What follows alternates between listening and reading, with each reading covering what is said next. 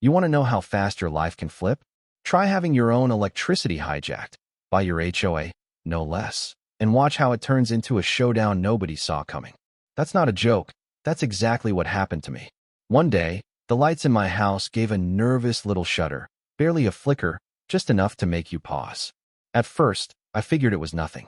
Dusk was rolling in, the sky over the hills turning that bruised purple, orange streaks just fading.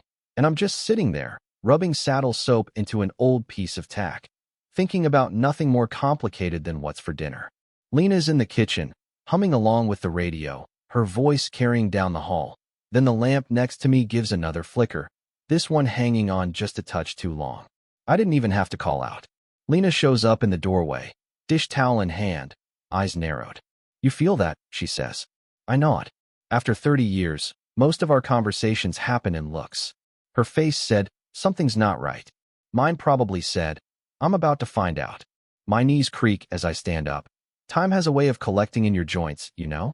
I check out the window, scanning the power pole, the fence line, the HOA land next door, and Karen Lewis's place, lit up like a Vegas casino as always. If anyone's lights ought to flicker, it should be hers. But hers are burning bright and steady, so whatever's going on, it's on my side of the fence. I pull on my boots. Lena hands me the big flashlight. Doesn't ask questions, just does, because that's Lena, and I step outside. The night air's cool, grass crackling dry under my feet. I start by the meter box, following the cable, just making sure nothing's out of place. Then I see it, a fresh trench, about 6 inches wide, sloppy sod barely covering the dark, wet dirt underneath, running straight from my underground line toward the HOA's land, then straight to Karen's flower beds. No critter did this. This is a job for the record books. Someone tried to cover it up and didn't care if I found out. Now, I'm not the type to go knocking on a neighbor's door and accuse them of theft, at least not until I've got the facts. So I walk back inside and tell Lena, "Get your phone. We're gonna film everything." Then I do the hardest thing, shut off the main breaker. It's eerie how quiet a house gets when you cut the heartbeat. I lock the panel. Nobody's turning that back on but me. Lena's filming every step. I even lock up every outdoor outlet with padlocks, her camera catching every click. Might sound paranoid, but the camera doesn't lie. Then comes the paperwork, calls to the power company, theft report, not just an outage complaint, calls to the sheriff, trespassing, theft of services, property damage. Both of them tell me the same thing. Don't touch the trench, don't talk to the neighbor, treat it like a crime scene. I follow the rules, because when you're fighting someone who makes up their own, your best weapon is doing everything by the book. See, Karen Lewis is the queen of the HOA. She runs the place like it's her personal fiefdom, measuring grass with a ruler, issuing fines for unauthorized paint colors, and writing up anybody who leaves a trash can out. But this isn't a violation. It's theft, pure and simple. That night, we sit in the dark on generator power, waiting.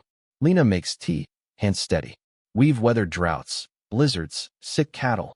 A little darkness won't shake us. We know a storm is coming, and not just thunder and lightning.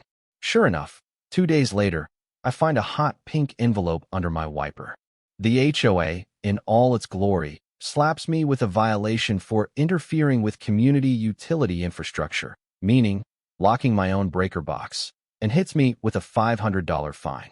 Then there's a new emergency bylaw drafted up on the spot, forcing my house to be a utility support hub. If I don't remove my locks and give access, $1,000 a day. I actually laugh out loud. You ever see something so brazen you have to laugh, just to keep from losing your mind? Lena's fuming. Community accessible? The breaker's in your garage, Ben. I shrug. In Karen's world, what's yours is hers, and what's hers? Well, nobody touches that. Next thing I know, Karen's on my porch, board members flanking her like goons in a mob movie. Lena's got the camera rolling from the bookshelf. You have to share, Ben. It's for the good of the community. I tell her straight. Show me the law that says I have to let you steal from me. She rattles off nonsense about sensitive electronics and landscape lighting being essential for security. I say, the only thing your lights are securing is my stolen power. Then comes the twist. While Karen's laying down the law, Lena and I send everything. Video, violation letter, photos of the trench, to the power company investigator and the sheriff. The paper trail is airtight, her threats now on the official record. That morning, Dave from the power company rolls in, hard hat and all, clipboard under one arm. He inspects the trench, nods at my locks, and installs a digital power monitor on the meter, real-time data, streaming back to headquarters. "Leave your main breaker off," he says. "We'll catch him in the act." Deputy Miller, the sheriff's guy, follows up, gathers evidence, files the reports. We're building a case, slow and steady. Then, 3 nights later, it happens. Trail cam near the meter catches Karen's handyman, Frank, trying to cut the official power company seal, counterfeit replacement in his hand. But Dave's monitor has a tamper alert. Red light flashes. Frank panics, drops the fake seal, and bolts into the night. Lena saves the footage, multiple backups, cloud, you name it. We call Dave. He confirms the tamper alert from the monitor. This is now a felony, not just theft, but evidence tampering. The county electrical inspector schedules a public site check right before the monthly HOA board meeting. Official notices go out. Lena calls neighbors, the ones Karen's bullied for years. They start showing up in support. Mike, the retired accountant. Mrs. Porter, the sweet old lady Karen fined for a white door. Parents whose kids' sidewalk chalk, graffiti, earned them threats. By inspection day, half the neighborhood is standing on my lawn, nervous but fed up and ready. Karen arrives in her red power suit, thinking the crowd's for her. She actually thanks everyone for supporting her safety initiative. The inspector gets right to it. Opens my service panel, shows the illegal tap bypassing all my breakers, running straight to Karen's house. Dave reads off the monitor data, showing power draw with my breaker off, tamper alert at 2:13 a.m.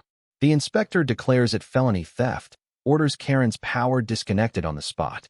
Deputy Miller flips the big handle at her place. Her whole house goes dark, right in front of everyone. Karen loses it, starts screaming that I set her up. The inspector and Dave calmly tally up the damages. Nearly $8,000 in stolen power, $15,000 in fines and penalties, plus all repair costs. The board members with her melt into the crowd, wanting no part of it. Lena steps up, slaps a recall petition for the HOA president on the tailgate, and the neighbors line up to sign. Justice, old school and new, working side by side.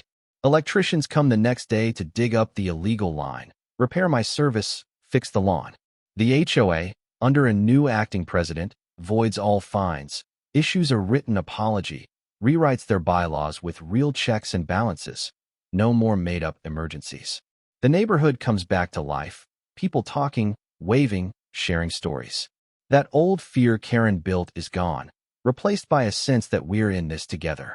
A month later, Karen's house is still dark, a for sale sign in the yard. Mike brings over fresh bread. "You showed us the law still works, Ben," he says. "You built a case like a spreadsheet.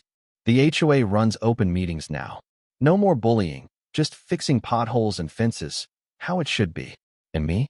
I sit on the porch, Lena's hand warm on my arm, thinking about how slow, steady justice isn't always flashy, but it gets the job done. Power doesn't come from pink letters or made-up rules. It comes from facts, patience, and people standing together. We didn't just want to fight, we set things right. The house is quiet, lights steady. My land, my power, my home, safe, for good. But let me ask you, what do you think? Was that real justice, or just one old rancher getting lucky? What would you have done if your HOA tried a stunt like that? Let me know down below, because out here, the story never really ends. If you've ever had a showdown with an HOA or seen something this wild in your neighborhood, drop your story or opinion in the comments. Right, wrong, gray area, where do you stand? And hey, if you think standing your ground still matters, share this story, subscribe for more, and let's keep this conversation rolling. You never know whose land is on the line next.